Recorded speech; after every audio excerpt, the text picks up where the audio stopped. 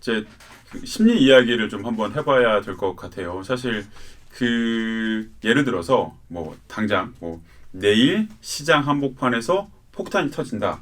이렇게 어떤 누가 이렇게 뭐 경고를 하게 되면 사람들은 그렇게 두려워할 것 같지는 않아요. 왜냐하면 이미 자기 머릿속에 계획이 있기 때문에.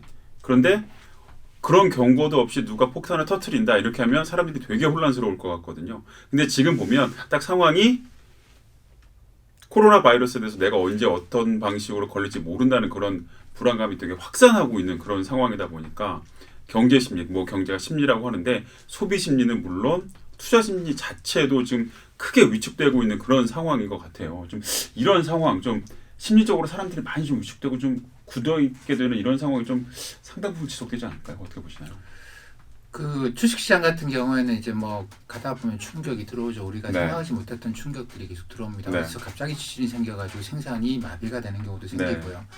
옛날 같은 경우는 그게 경기 침체로 이어지는 경우도 많았어요. 네. 왜냐하면 이게 대체 시설도 잘 없고 네. 이게 한번 가령 뭐 연말에 그 소비 시즌을 맞아서 인형 좀 팔아보려고 이제 뭐 인형에다 센서 넣고 해가지고 인형 팔려고 다들 잔뜩 준비하고 있는데 네. 이게 반도체가 공급이 딱 끊겨버린 거죠. 지진이 나가지고. 그러면 반도체 공장만 멈춘 게 아니고 인형도 멈춰야 되고 소매점도 멈춰야 되고 뭐 모든 것들이 다 엮여 있기 때문에 네. 이게 한순간에 경기 침체로 가는 경우가 많았어요. 근데 지금은 2000년에 인터넷 시대 이후로 이제 그런 현상은 많이 줄었습니다. 왜냐하면 전 세계를 대상으로 해서 급하게 소싱할 수 있는 길들이 많이 열려 있거든요. 그리고 이제 이런 것들은 대체 불가능하고 단기간에 생산이 끊겨버리면 야 대란이 나겠다 싶은 것들은 돈 있는 사람들이 꽤 재고를 갖고 있습니다. 이런 일이 생겼을 때 팔아먹으려고. 이 때문에 옛날에 비해서는 이런 어떤 갑작스러운 충격이 경기 침체를 끌고 가는 경우는 이제는 잘 없어요. 인간 세상에 어떻게 보면 그 정도로 좀 많이 좋아졌다라고 봐야 되는 것이죠. 근데 이런 일의 경우에는 우리가 모르던 패턴이 발생하면 네. 이게 문제인데 그렇죠. 거기다가 그냥 아까 좀 전에 예를 들었습니다만 어디서 폭탄이 터졌다. 네. 폭탄이 터진 게 또다시 폭탄이 더 터지고 이럴 거라 생각을 안 하거든요. 그렇죠. 연쇄성이 없어요. 그러니까 네. 이 일과 그 다음 충격 사이에 연관성이 없다고 생각을 합니다. 네. 근데 바이러스는 그게 아니에요. 맞아요. 네. 예, 퍼지면 퍼질수록 더 퍼지는 거기 맞습니다. 때문에 네. 이게 연쇄 효과를 일으키면서 앞으로 충격이 더 커질 수도 있다는 생각을 사람들은 합니다. 이렇게 되면 이제 공포감이 ip사하기 시작하고 주식시장에서 매도가 이제 쏟아져 들어오게 되고 예. 주가가 폭락을 하는 것이죠. 예.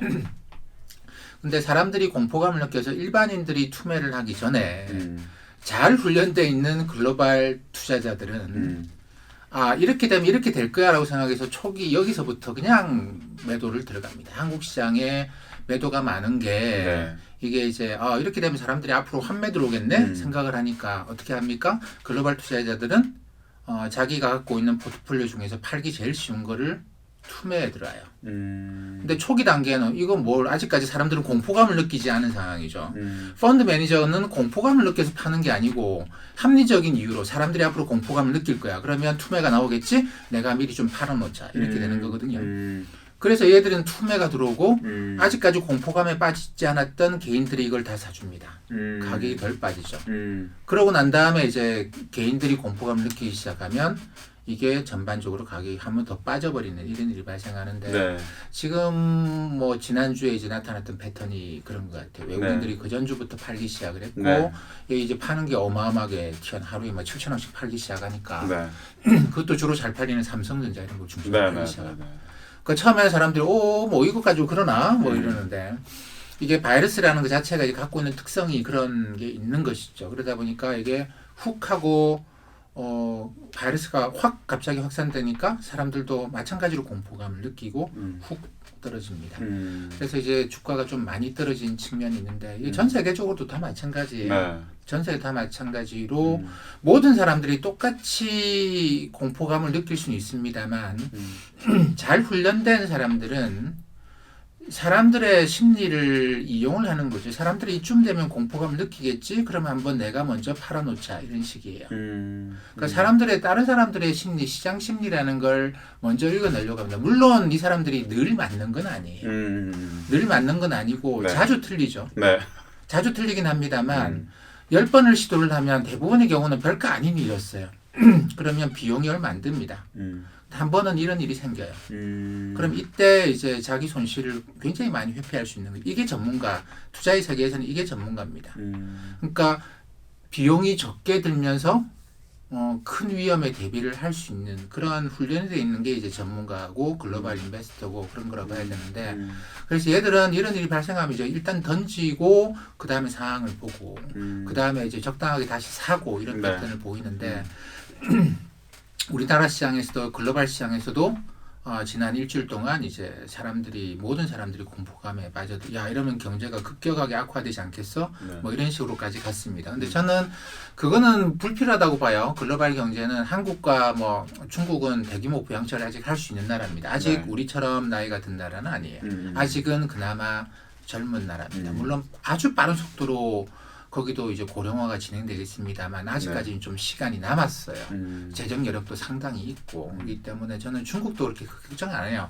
한국이나 뭐 이탈리아 이런 나라들 걱정하는 정도고 그렇게 본다고 한다면 이 바이러스에 대해서 우리가 좀 시간이 지나면 좀 알게 되거든요. 그렇죠. 예, 네. 그렇게 되면 다시 뭐 경제 활동을 부양하면 돼요. 그러면 연준이 그때 가면은 지난번 2003년 사스 때도 연준이 바이러스는 3월 달에 이제 홍콩에 퍼지기 시작했고 그래서 이게 4월 말까지 환자 수가 계속 증가하다가 4월 말을 지나면서 환자 수가 증가폭이 줄어듭니다. 네. 그래서 이제 5월 23일쯤 되면 3월 12일이 2003년 3월 12일 날 WHO가 글로벌 경보를 발령했고 네. 5월 23일 날 진원지라고 볼 수 있는 홍콩하고 광둥성에 대한 여행 경보를 해제를 했어요. 네. 그러고 난 다음에 이제 환자 수는 4월 말부터 확 줄어들기 시작하죠. 새로 나오는 환자 수는. 네. 근데 연준이 언제 금리 인하를 하느냐면 6월 25일 날 금리 인하를 합니다. 그러니까 모든 상황이 끝나고 난 다음에 이제는 경제 활동 좀 합시다. 이제 돌아다니세요라는 거죠. 그러니까 이게 환자 수가 증가하고 있는 상황에서 금리 인하나 경제 활동을 위해서 정액 쓰고 하는 거는 정말 바보 같은 행동이에요. 근데 그 JP 모건에서 보면 우리나라 코로나 그 사태가 코로나19 사태가 3월 20일 정도 정점을 이룰 거고 최대 10,000명 정도. 그리고 서울대 그 감염내과 교수님의 평가에 따르면 정말 좀 무서운 좀 진단일 것 같긴 한데 우리나라 국민의 40%가 최대한 감염될 수도 있다. 뭐 이런 지금 전망이 나오고 있어요. 그런 거 보면 뭐 확산세가 좀 많이 좀 줄어들면 좋겠지만 아직까지 정점에 가지도 않은 그런 상황 아닌가요? 그렇게 보면 이 같은 좀 불안 심리가 앞으로 더 좀 커질 수 있지 않을까 이렇게 좀 보는데 어떻게 보실까요? 그러니까 확산시키는 게 네. 아무래도 우리가 이 바이러스를 잘 모릅니다만 네. 감기나 이제 독감 바이러스하고 유추해 생각을 해보면 예. 그러니까 심각하게 말씀하시는 분들은 이번 시즌만 갖고 이야기하는 건 아니에요. 다음 시즌, 그 다음 시즌이 있기 때문에 우리가 이번 시즌 끝났다고 해서 이 바이러스에 대한 대응 체계를 약화시키면 안 된다. 국가적으로 자원을 많이 투입해서 이거에 대한 연구를 계속 해가야 된다라는 말씀을 하시는 거고 네. 그러니까 모건스탠리가 이야기한 건 뭐냐면 한 명의 슈퍼 전파자로 끝나지 않을 거다. 사스는 3명씩까지 나왔거든요. 2명까지만 보자라고 생각해요. 이 중간에 누가 2차, 3차 감염된 사람 중에 누가 또 슈퍼 전파자가 된다고 한다면 네. 이게 3월 20일까지 봐야 된다라는 겁니다. 근데 이게 안 나왔다고 해서 우리가 없다고 이야기 못 하는 거거든요. 그렇죠. 그럼 3월 20일까지는 우리는 어떻게 보면 안심을 할 수가 없는 상황이다라는 말은 맞아요. 말은 맞고. 그러면 좀 그 시계열을 조금 더 넓혀 봐야겠지만 좀 최근에 금값이 조금 하락세를 보이고 있어요. 물론 이거는 전체적으로 시계로 좀 넓혀 보긴 해야 됩니다. 근데 그렇게 보면 바이러스가 훅 줄어든 것처럼 금값이 약간 조금 그 움직임을 달리하는 건 방금 말씀하셨던 그 부분에 대해서 금값이 좀 먼저 움직이고 있는 것 아니냐 이렇게 봐도 될까요? 그렇죠. 과거에도 사스 때도 금리는 미국 금리는 계속 떨어졌어요. 왜냐하면 네. 상황이 다 끝나고 나서 6월 말에 연준이 금리 인하를 했거든요. 네. 그리고 그게 5월 달부터 연준이 금리 인하하겠다고 이야기를 했어요. 네. 근데 상황이 끝날 때까지 연준이 기다렸던 것이죠. 그러니까 이게 국채 금리는 고 연준의 금리 인하를 그 기대해서 계속 내려간 거죠. 네. 계속 내려갔습니다. 네. 금값은 그 이전에 올라가던 게 꺾여버렸어요. 왜냐하면 이거 이렇게 되면 확산이 이제 안 되는 것 같은데 라고 해서 이 확산세가 중단되면서 금값은 확 꺾여 내려갔고 금리는 더 내려갔고 그랬어요. 또 확산되면 금값은 네. 한 번 더 튀어 올라갈 겁니다. 네.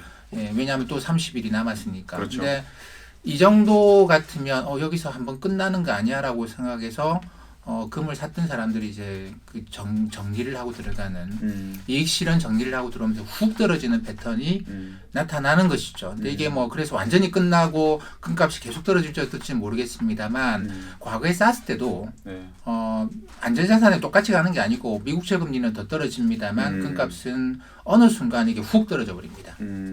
그럼 원화 가치도 지금 떨어지는 폭이, 그러니까 가치가 떨어지는 폭이 점점 더 줄어들긴 하겠네요. 원화는 조금 다를까요? 원화 환율도 뭐 이게 이제 금값을 따라가지 않겠는가라고 저는 생각을 해요. 왜냐하면 지금 우리가 바이러스를 몰라서 네. 각종 공포감이 이제 더 플러스돼 있는 건데 네. 이번에 확진자가 꺾여버리면 네. 그러면 이거 사스랑 똑같네 이렇게 돼버리거든요. 음. 그럼 우리는 그렇지 않습니까? 과거에 아는 패턴을 만나면 시구세요. 나 그거 어떻게 될지 알아라는 것이죠. 그럼 시장은 급격하게 또 바뀔 수도 있겠네요. 시장 크게가 바뀝니다. 이 바이러스라는 것 자체가 그래요. 급격한 변화를 갖습니다. 그렇기 때문에 요거 이제 굉장히 조심스럽게 봐야 되는 게 급격한 변화예요.